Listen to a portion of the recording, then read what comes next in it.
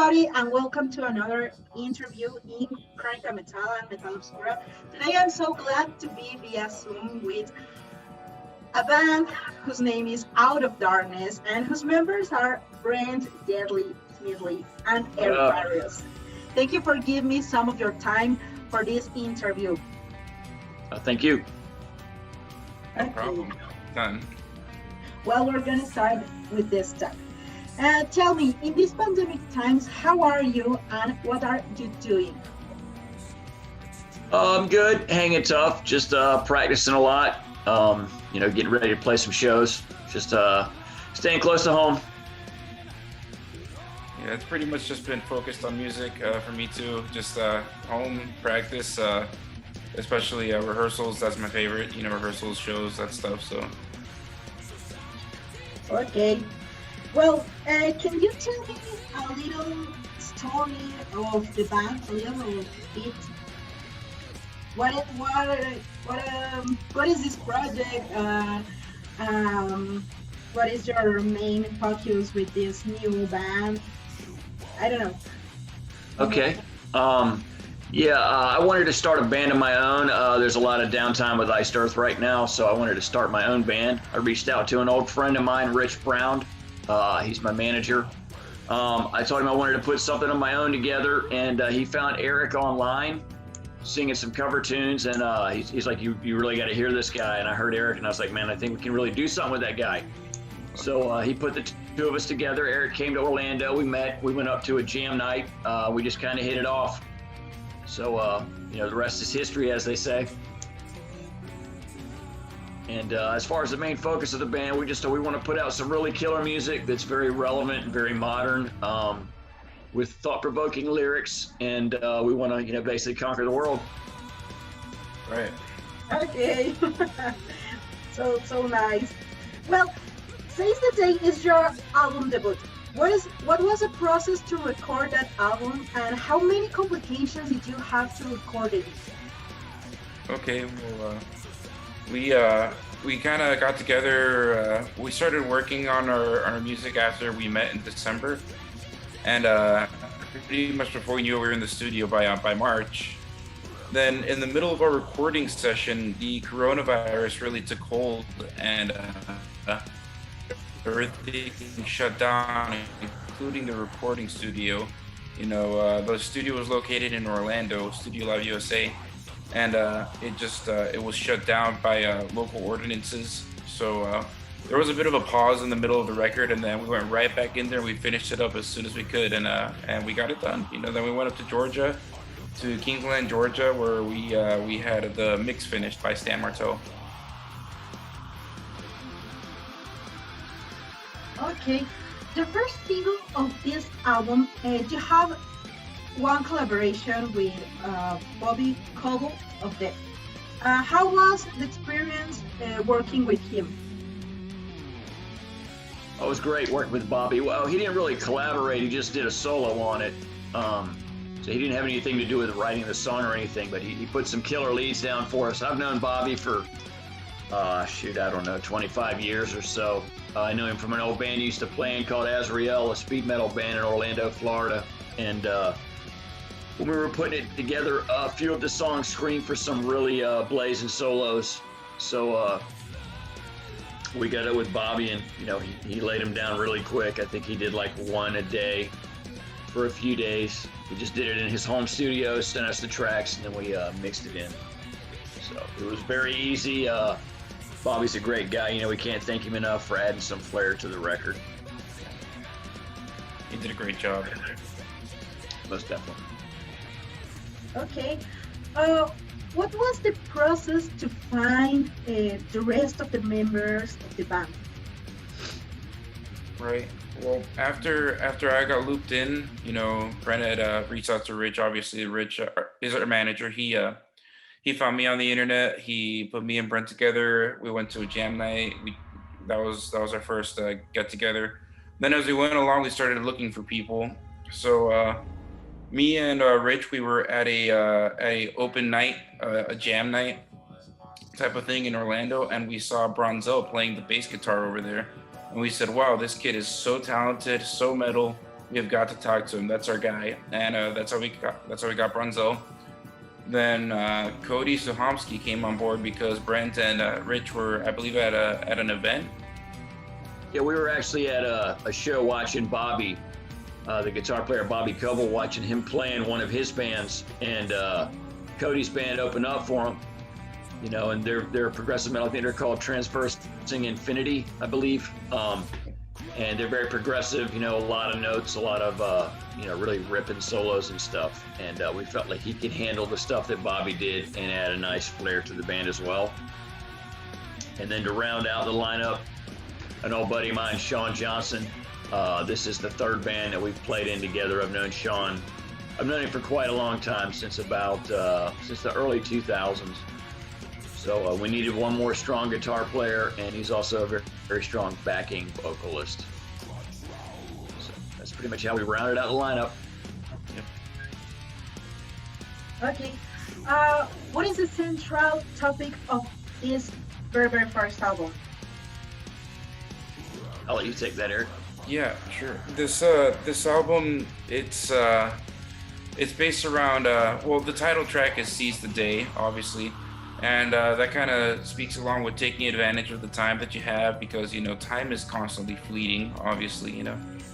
So we have a few songs that kind of gather around that theme too, you know.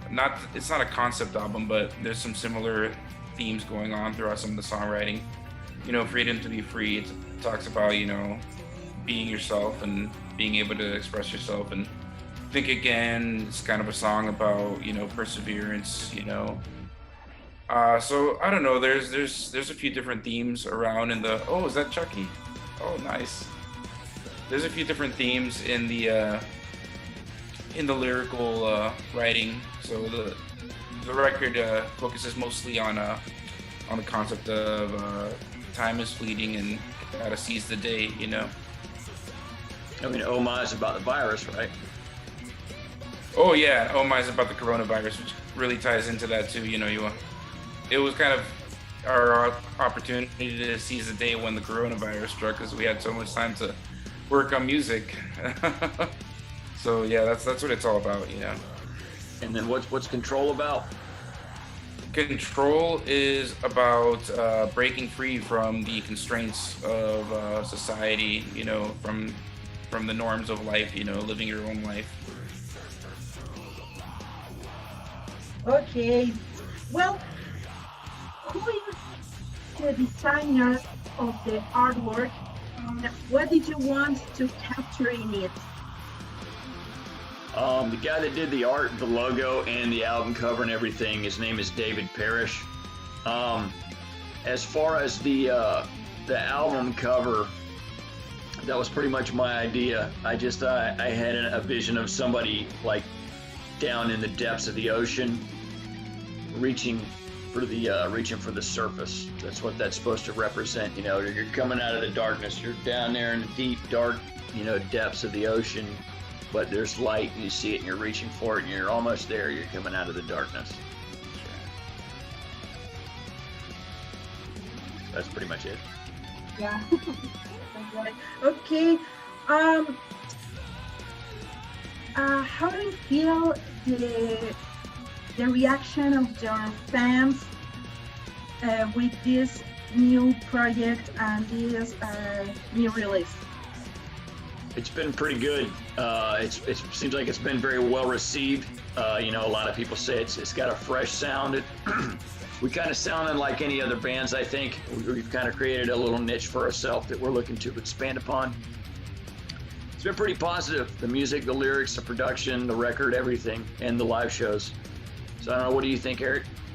Yeah, the response has been overwhelming. I mean, from everybody, friends, family, random people on the internet.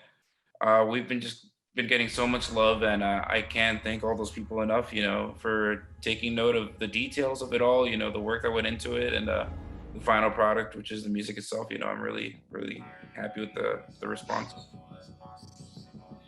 Okay, that's so nice, because even if you have another project, but with a new band, it could be a little bit difficult to to get in love with the fans. I don't know.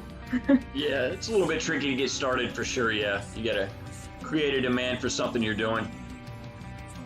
Okay. Yeah. Okay. For this new album, what is your favorite song? The hardest to record and the hardest to compose. I'd say my favorite song is "Freedom to Be Free" because I had a hand in writing that, and I really like the message. It's killer. As far as the hardest one for me to play, that would probably be "Control." It's got some tricky double bass in it. As far as to record, I guess that one as well, but I mean, it wasn't really that difficult. It was a little bit harder than the others, but what do you think, Eric? Yeah, for me, my favorite song on the record is probably I Surrender and Seize the Day. Those are my two favorites. I don't know. I have two favorites, I guess. Then in terms of recording, I Surrender was the hardest voice-wise, you know. It's just a really tough song to sing. And then guitars for Oh My gave me a little bit of a struggle for some of those riffs, you know. So, yeah.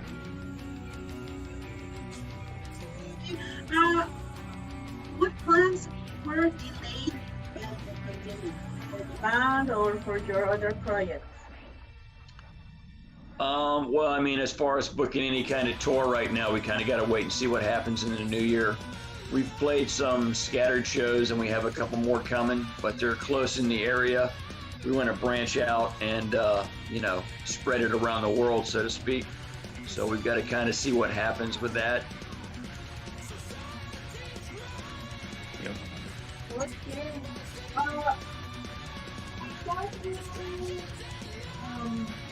forms to do live shows? I talk about streamings or concerts with the people in their cars, or some concerts with a little bit attendance. What do you think about that? And I want to know if you have some plans to make a streaming. We've already done two of them, actually. We did one, I forget the date of the first one, but we just did one this past Tuesday, actually. That was our second one. We did one in September, I think, maybe September 19th. The first one was really cool because it was in a recording studio, so it was a very controlled environment.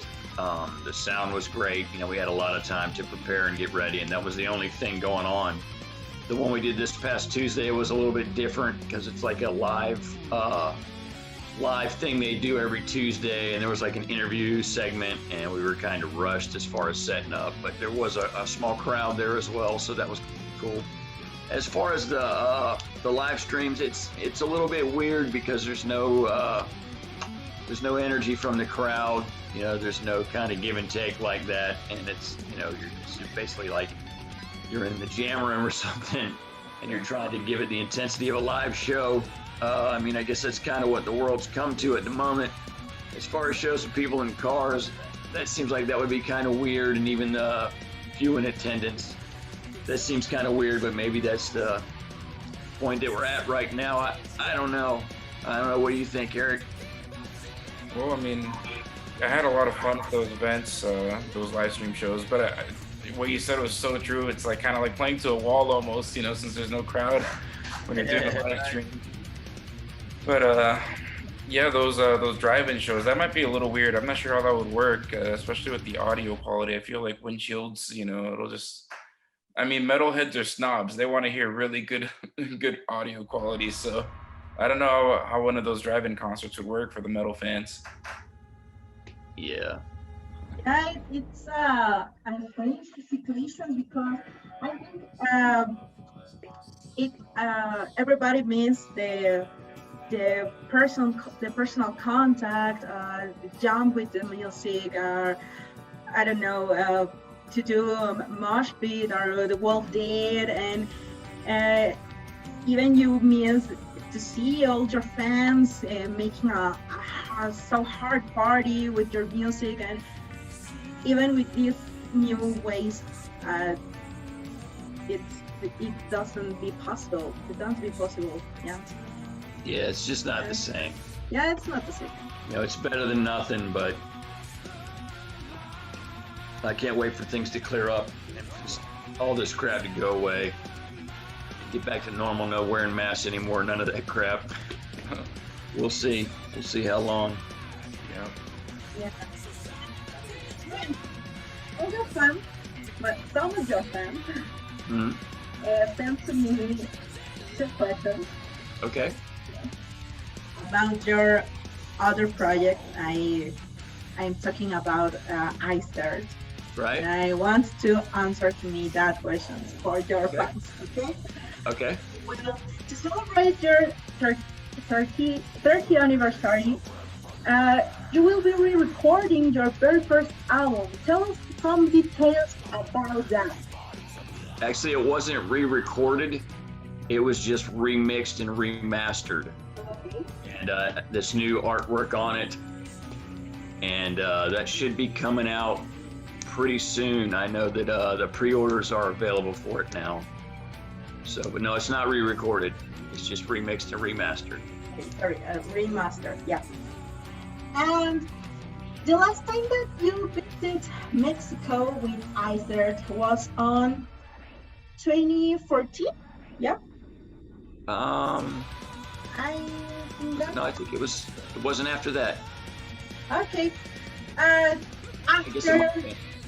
After the pandemic, did you have plans to return to our country? Oh, I'm sure. I'm sure Mexico's killer. We love it down there. Okay, just send some greetings to your Mexican fans that want to see you again in the Awesome. States. Awesome. Yeah, we can't wait.